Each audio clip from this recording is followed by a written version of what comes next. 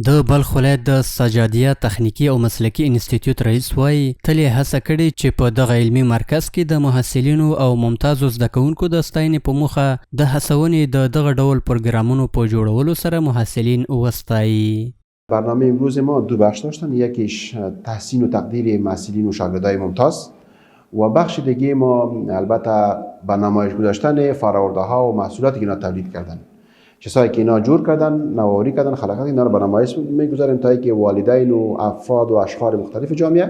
چیزهای ساخته شده دستی از اینا را اینا ببینن نزدیک و تشویق شوند، ترغیب شوند در آینده ها در برنامه ها و پروگرام های بعدی تعلیمات تکنیکی مسلکی فرزنده و دبیران خود ارسال بکنن و اینا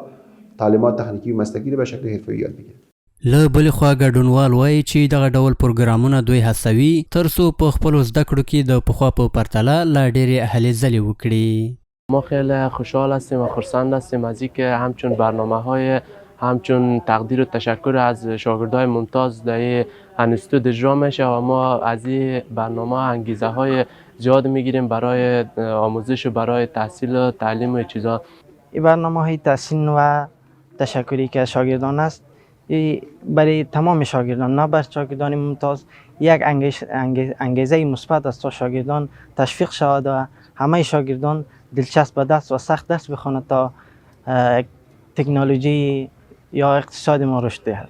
د بلخ ولایت د سجادیه تخنیکی او مسلکي انسټیټیوټ په دې ولایت کې یو له مهمو ښوونیزو مرکزونو څخه دی چې د کمپیوټر د برېښنا او ساختماني انجینري په برخه کې زده کړې پکې ترسره کیږي.